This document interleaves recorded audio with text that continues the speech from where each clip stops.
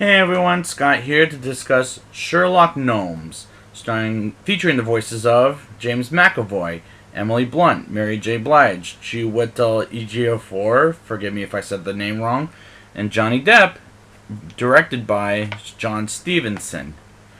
Now, let's just get right into this movie because I wasn't excited about this movie coming out, and let's see how excited I was with the movie this time. I was nervous to go into the movie theater, but let's just get right into this. We get the same opening as Romeo and Juliet, but about Sherlock Holmes, and this time his name is Sherlock Gnomes and is voiced by Johnny Depp, and his partner Dr. Watson is voiced by Chiwetel Ejiofor. Forgive me if I said that wrong.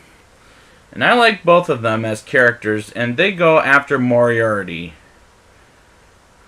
who's a pie like the dessert, and I'm going to be honest, I like the Sherlock Gnomes story much better than Romeo and Juliet's story.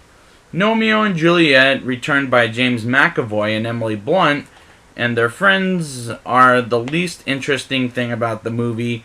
Can't we just focus on Sherlock throughout this movie, and Romeo and Juliet be the cameo? Sherlock is led to believe he smashed Moriarty and is dead, but either he or Dr. Watson are planning to take over the world. And why Dr. Watson? Because Sherlock is treating him pretty badly, and I like the twist we'll get later in the film.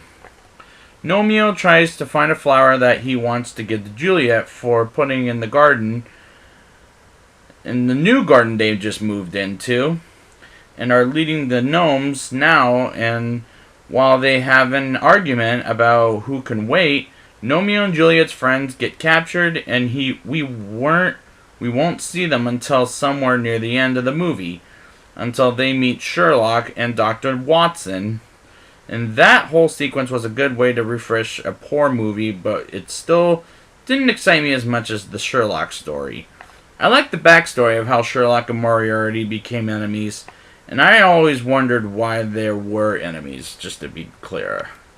Sherlock wants to go to the art gallery, and Romeo wants to go to the museum because the clue leads them to the museum. And Sherlock is trying to think of the art gallery, and Romeo and Dr. Watson get either taken and smashed, so we're led to believe, I'm afraid, to the cliffhanger of Watson ended up not being the smashed, and the audience thinks he's dead, is a Sherlock Holmes cliche in my opinion.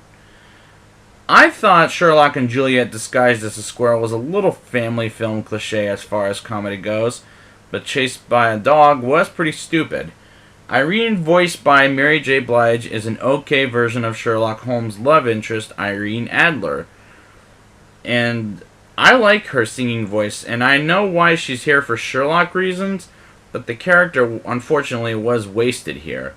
Romeo creates a fairy tale distraction against a gargoyle, while they create a play called The Princess and the Frog, which, isn't that a Disney movie or something like that? Wait a minute, this scene, it is a Disney movie, that's right. That scene was a little distracting for me. Watson reveals it was him creating the plan.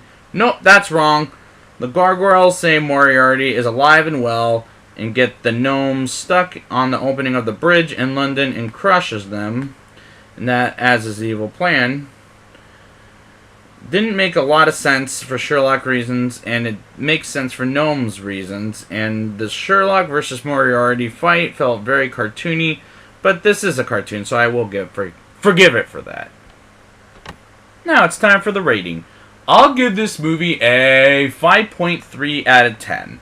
There's some things I like a lot better here than in, like, the Sherlock story, and Johnny Depp pulls a Sherlock off pretty well. And I like this better than Romeo and Juliet, so this is an improvement.